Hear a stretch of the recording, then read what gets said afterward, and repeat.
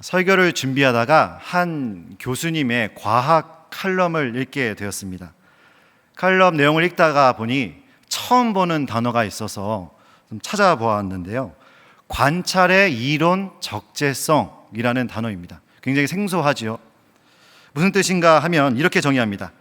관찰은 그저 외부 정보를 수동적으로 받아들이기만 하는 과정이 아니며, 관찰자는 이론을 전제하는 시각을 가지고 있기 때문에 관찰하는 순간 관찰되는 정보에 대한 판단을 먼저 하게 된다.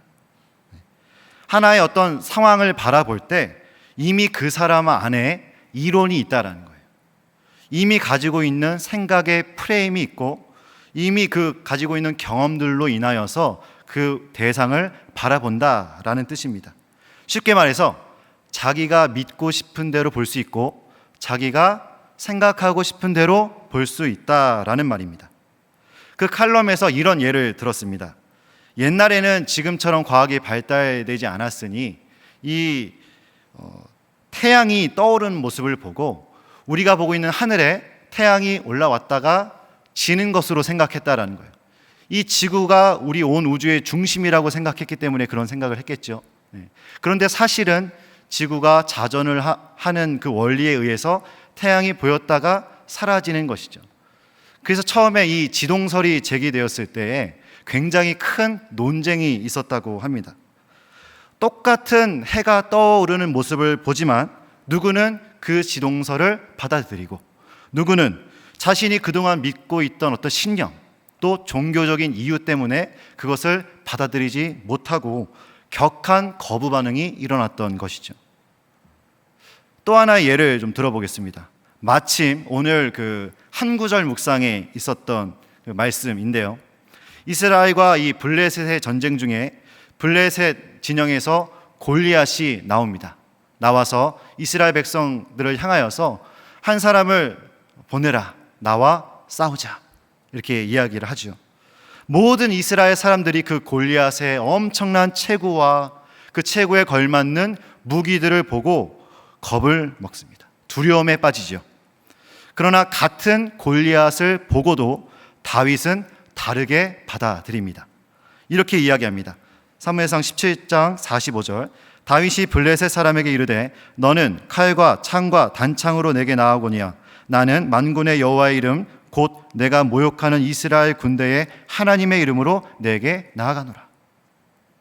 같은 골리앗 한 사람을 같이 보지만 이스라엘 사람들은 저 체구와 저 무기들을 보면 경험상 이길 수가 없겠다, 이렇게 받아들인가 하면, 그러나 다윗은 골리앗보다 훨씬 크신 하나님, 골리앗보다 능력 있으신 하나님을 믿는 믿음이 있었기 때문에 그 이스라엘 사람과는 다르게 받아들였다라는 것이죠. 이처럼 같은 것을 보더라도 다르게 받아들이고, 같은 것을 보더라도 다르게 해석하는 일들이 있습니다.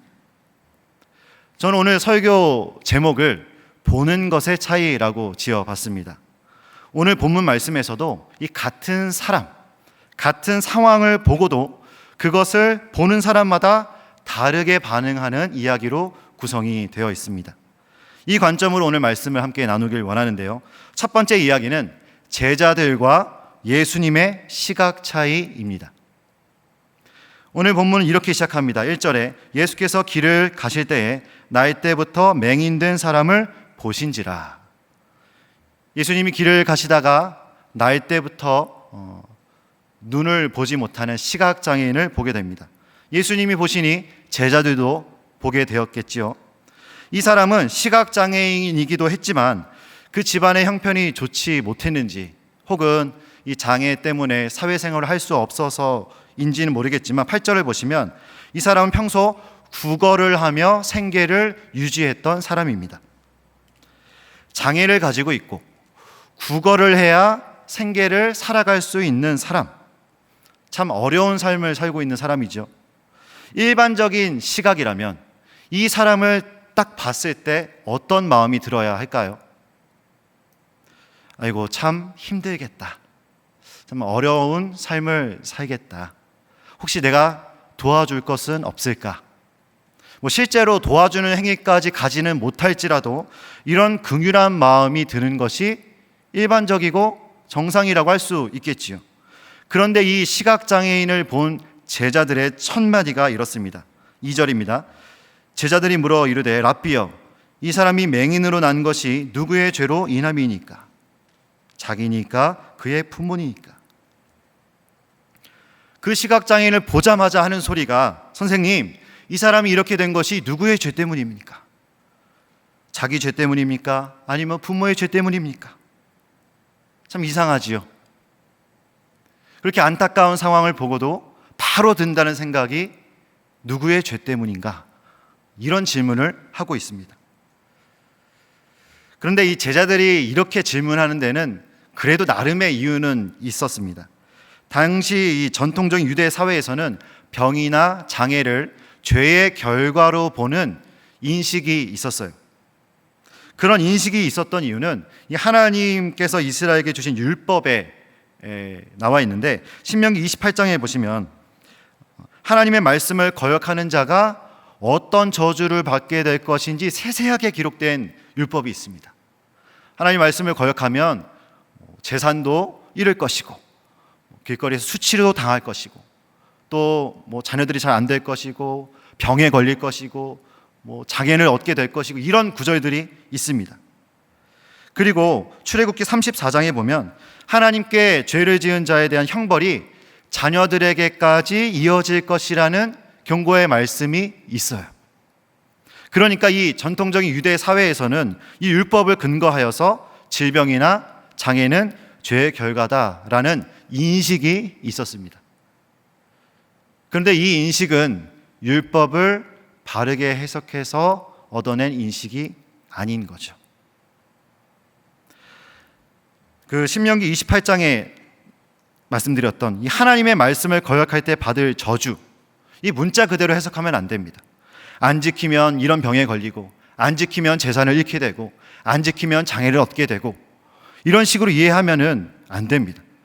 그 28장에 보시면 이 저주의 말씀을 마치면서 하나님이 이렇게 정리하세요.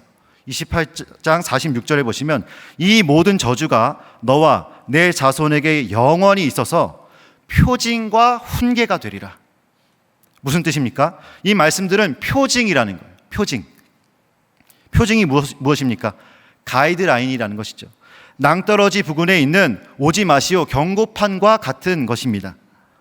이스라엘 백성들이 더 이상 엇나가지 않도록, 그래서 진짜 돌이킬 수 없는 이 죄의 결말을 맞이하기 전에 알려주시는 하나님의 기준이요, 가이드라는 것이죠. 율법은 하나님께서 사랑하시는 백성들을 향한 가이드요, 훈계, 가르침입니다. 문자 그대로 해석하면 안 됩니다. 만약 문자 그대로 받아들여졌다면, 이루어졌다면 이스라엘 백성들이 죄를 지을 때마다 재산을 잃고 바로 병에 걸리고 바로 장애를 얻게 되고 그랬어야 했겠죠. 또 부모의 죄가 그 죄에 대한 벌이 자녀들에게 이어질 것이다 라는 말씀도 마찬가지입니다. 이 말씀은 부모의 그 잘못된 행동, 악한 행동을 보고 자녀들도 따라 보고 배울 수 있으니 경계하라 라는 하나님의 메시지입니다. 가이드라인으로 이해해야 된다는 것이죠.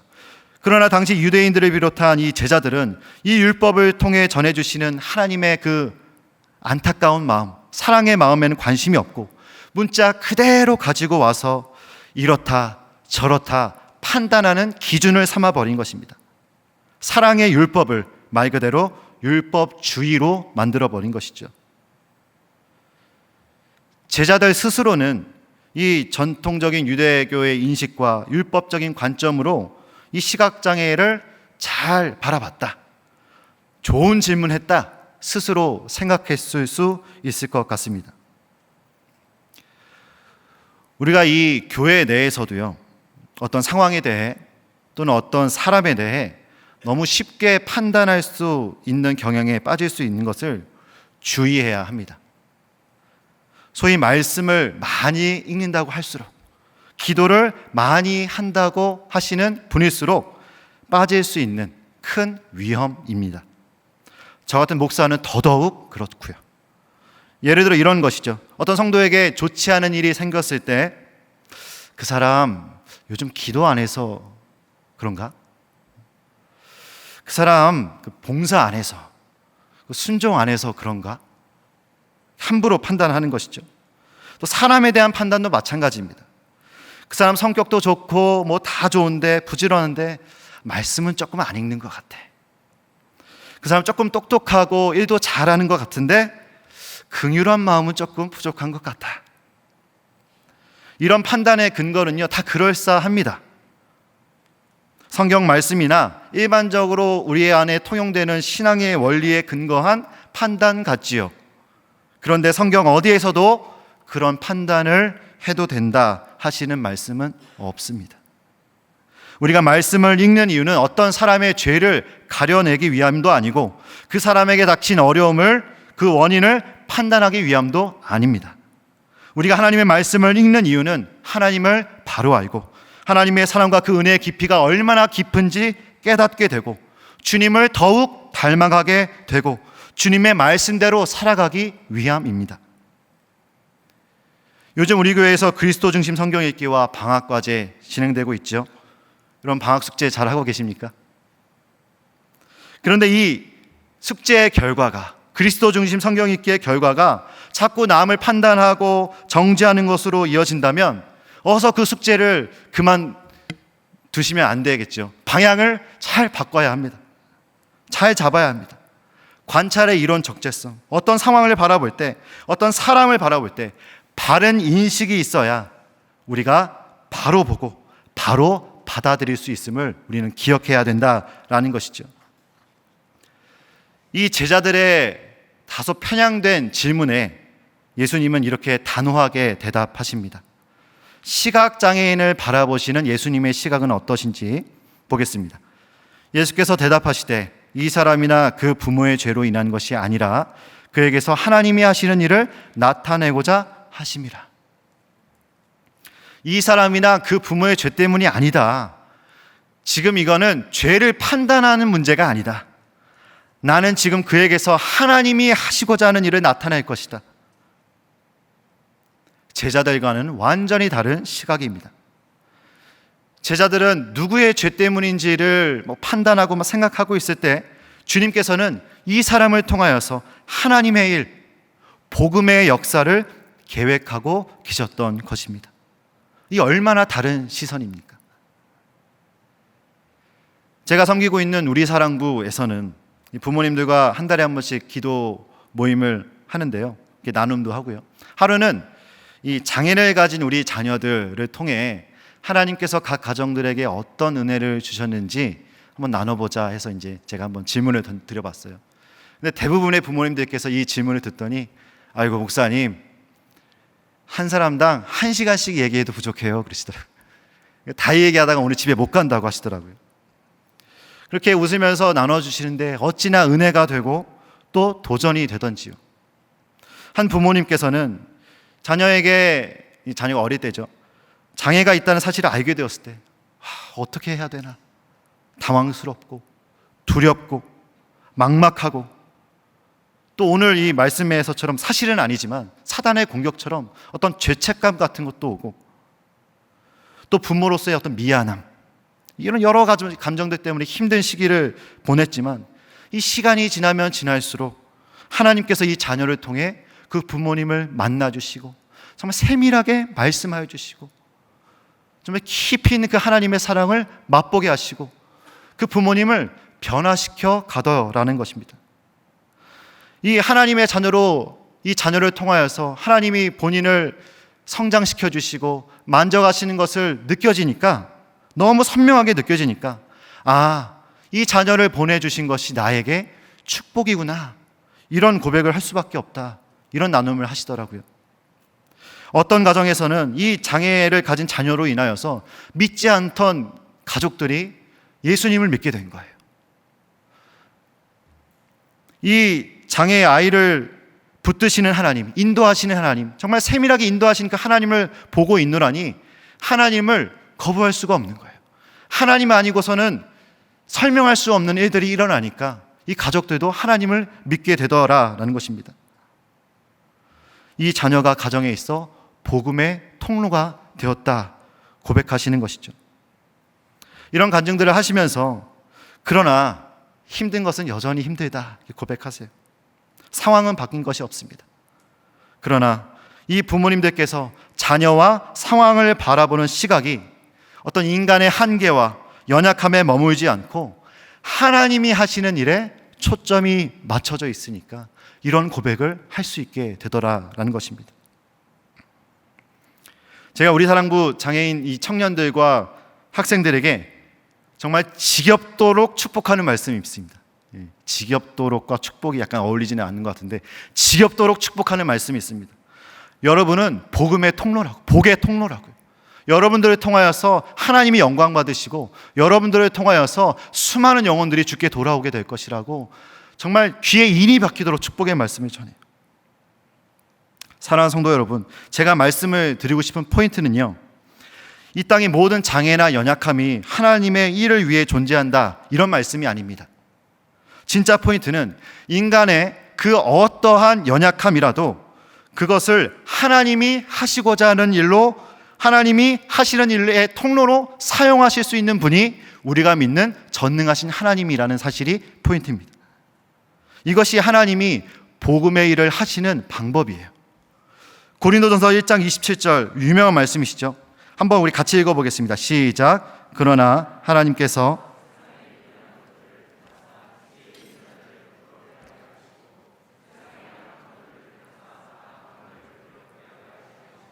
네, 하나님이 일하시는 방법입니다. 사랑하는 성도 여러분, 우리가 가지고 있는 이 좁은 지식과 경험으로 상황을 쉽게 판단하고자 하는 시도를 이제는 내려놓아야 합니다. 그리고 남을 향한 판단뿐만 아니라 나에 대한 판단, 내 상황에 대한 판단도 마찬가지이죠. 그렇다면 어떻게 해야 될까요? 우리에게 놓인 이 상황을 주님의 시선으로 바라볼 수 있도록 해달라고 구해야 합니다. 세상의 빛으로 오신 예수님께서는 장애인을 판단하기 위해 오시지 않았습니다. 세상의 빛이 누구인지 알게 하시고 그 빛 가운데로 초청하기 위해 장애인을 만나 주셨어요. 오늘 이 밤에 우리가 이 빛 대신 주님을 만나기 원합니다. 그 빛 대신 주님의 시선을 우리가 회복하길 원합니다. 우리의 시선이 그저 상황을 판단하고 분석하는 데 머물지 않고 정말 하나님의 일들, 빛 대신 예수 그리스도의 복음의 역사를 소망하게 되는, 그렇게 변화되는 시간이 되기를 간절히 소망합니다. 두 번째 이야기는요, 바리새인과 시각장애인의 차이입니다. 사실 오늘 본문에서 시각장애인을 고치신 예수님에게는 또 하나의 숨은 의도가 있었습니다. 한 영혼을 향한 긍휼의 마음으로 그의 영과 육을 고치신 것도 있지만 이 일을 통해서 누군가에게 말씀을 하시고자 하셨어요. 누가 진짜 보지 못하는 장애인인가? 이 질문을 누군가에게 하신 것입니다. 누굴까요? 바리새인을 향한 메시지였지요. 잘 아시는 것처럼 바리새인은 예수님의 공생의 기간 동안 어떻게 해서든 예수님을 잡아 넣으려고, 심판하려고 달려들던 사람들입니다. 왜냐하면 자신들이 구축해 놓은 이 어떤 종교적인 지위에 도전하는 행동들을 막 하시고 자신이 잘 지키고 있다는 율법에 반하는 행동을 하고 있다고 생각했기 때문입니다. 이 바리새인들에게는 율법이 그들의 정체성 전부였어요. 엄밀히 말하면 율법을 지키는 자신들과 율법을 안 지키는 죄인들, 이 프레임이 전부였어요.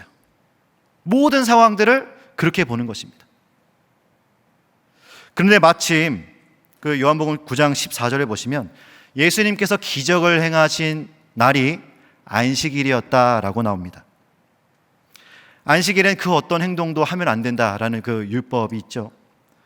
이 그런 율법을 지키고 있는 바리새인들에게는 트집 잡기에 딱 좋은 상황이었습니다. 그러나 예수님께서는 이들의 의도를 알고 계셨고 그렇기 때문에 일부러 하신 행동들이 있습니다. 기적을 행하시는 장면 우리 다시 한번 읽어보겠습니다. 6절과 7절입니다. 함께 읽겠습니다. 시작. 이 말씀을 하시고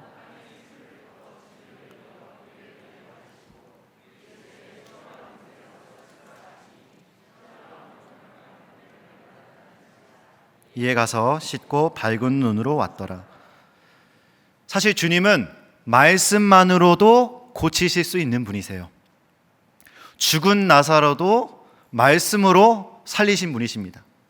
오늘도 말씀으로 눈아 떠져라, 말씀만 하셔도 눈이 떠질 수 있습니다. 그러나 어떤 행동을 하십니까? 굳이 안식일에 바리새인들이 보라고 들으라고 행동을 하시죠. 침을 뱉으시고 진흙을 이겨서 눈에 바르십니다. 무려 3가지 행동이나 하시죠. 그렇게 바리새인들은 이 예수님이 죄인이라는 사실을 입증하기 위해 시각장애인을 찾아갑니다. 막 추궁을 합니다.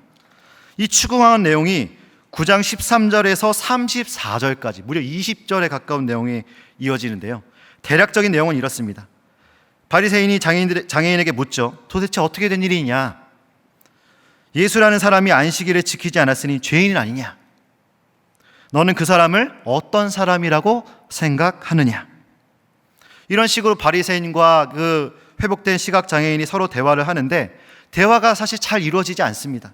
왜냐하면 바리새인의 대화법은 요즘 말로 말하면 답정너예요.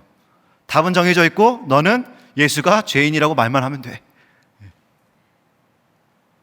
완전 이 태도로 대화를 하고 있으니 이루어지지가 않는 것이죠. 바리새인이 이러한 것에 초점을 막 맞추고 있을 때 눈이 고쳐진 장애인은 어떤 것에 주목하고 있을까요? 그가 바리새인에게 이렇게 대답합니다. 25절에 대답하되 그가 죄인인지 내가 알지 못하나 한 가지 아는 것은 내가 맹인으로 있다가 지금 보는 그것이니이다. 죄인인지 아닌지 잘 모르겠고 관심 없다. 분명한 것이 있는데 그분이 나에게 하신 일이 있다. 내게 빛을 주셨다. 내 눈을 뜨게 하셨다. 나는 이제 볼 수 있다. 주님께서 자기에게 하신 일에 집중하고 있다는 사실입니다. 그럼에도 여전히 바리새인은 자꾸 예수님이 어디서부터 온 사람이냐 막 묻고 유도신문을 합니다.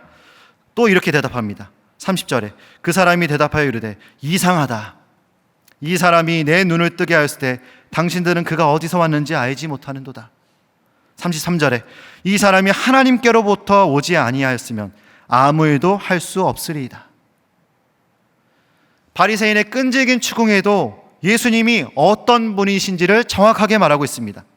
그분은 세상의 빛으로 오신 하나님의 아들 예수 그리스도라는 것이죠. 이렇게 바리새인과 시각장애인의 차이가 분명하게 드러납니다. 결국 시각장애인은 바리새인들에 의해 쫓겨나게 되죠. 그때 예수님이 이 사람을 찾아오십니다. 육신의 눈이 뜨인 후에 처음 예수님을 만난 거예요. 예수님을 다시 만난 그는 끝내 이렇게 고백합니다. 38절에 이르되 주여 내가 믿나이다 하고 절하는지라. 시각장애인은 자신에게 하나님의 일을 행하신 예수님을 인격적으로 만나고 그분이 하나님의 아들이시요 나를 구원하실 메시아라는 사실을 믿으며 절하는지라 그분을 따르는 제자가 되었습니다. 예수님께서는 이 기적을 통하여서 말씀하시고 계십니다. 바리새인들을 향해 그리고 오늘 이 요한복음을 읽고 있는 우리에게 질문하고 계십니다. 누가 장애인인가? 누가 진짜 바로 보지 못하는, 옳게 보지 못하는 영적 시각장애인인가? 예수님이 어떤 분이신지를 바로 알며 주님을 믿고 따르겠노라고 고백하는 이 사람이 장애인인가? 아니면 스스로 잘 본다고 생각하고 있지만 복음이신 예수님을 전혀 알아보지 못하고 율법에 사로잡혀 눈멀어 아무것도 제대로 보지 못하는 바리새인이 장애인인가? 이 질문을 하고 계시는 것입니다. 율법과 복음이라는 책이 있는데요. 그 책에서 율법과 복음의 차이를 이렇게 설명을 합니다. 한번 들어보십시오. 율법은 이렇게 행하라, 그러면 살리라 라고 말하는 반면 복음은 내가 너를 위해서 다 했다, 그러므로 너는 살 것이다 라고 말합니다. 모든 것이 내게 달려있다, 그러니까 사람에게 달려있다 하는 것이 율법이고 모든 것이 그리스도께 달려있다 라고 보는 것이 복음입니다. 바리새인들은 이 율법에 매여 있으니 그들의 시각은 지켰는지 안 지켰는지, 죄인인지 아닌지, 사람과 그 사람의 행동에 초점이 맞춰져 있어요. 그러나 복음의 시각은 무엇입니까? 그리스도께서 나에게 어떤 일을 행하셨는지, 그 은혜로 인해 나는 지금 무엇을 누리고 있는지, 이것이 복음의 시각입니다. 오늘 본문에서 예수님을 만난 이 시각장애인의 시각이죠. 말씀을 맺으면서 우리 사랑부에서 있었던 한 친구의 이야기를 들려드리고자 합니다. 그 친구에게는 시각장애가 있습니다. 앞을 보지 못하는 거죠. 그런데 그 친구가 어느 날 예배 드리다가 그 담당 선생님한테 이렇게 말했대요. 선생님, 저는 교회에 오는 것이 너무 좋아요. 선생님이 갑자기 그런 말을 하니까 묻습니다. 왜? 아이가 대답합니다. 왜냐하면 이곳에는 하나님이 계시니까요. 선생님, 저는 하나님이 여기 계시다는 것이 느껴져요. 이 아이는 비록 눈이 보이지 않는 장애를 가지고 있지만 지금 나와 함께 하시는 하나님을 경험하고 누리고 있습니다. 이 영안을 열어서 나와 동행하시고 오늘도 하나님의 일을 행하시기 원하시는 그 하나님을 보고 있는 거예요.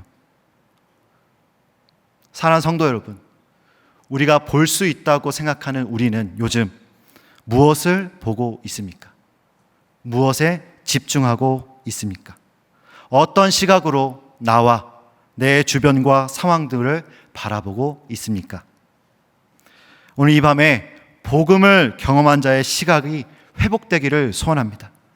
스스로 바로 볼 수 있다고 여기며 얕은 경험과 지식으로 쉽게 판단하던 모든 시각들을 내려놓고 하나님의 일들을 기대하고 복음의 역사를 소망하며 오늘 나에게 행하신 그 은혜에 감사하는 그 복음의 시각이 회복되어지는 사랑하는 성도님들 되시기를 주님의 이름으로 축원드립니다.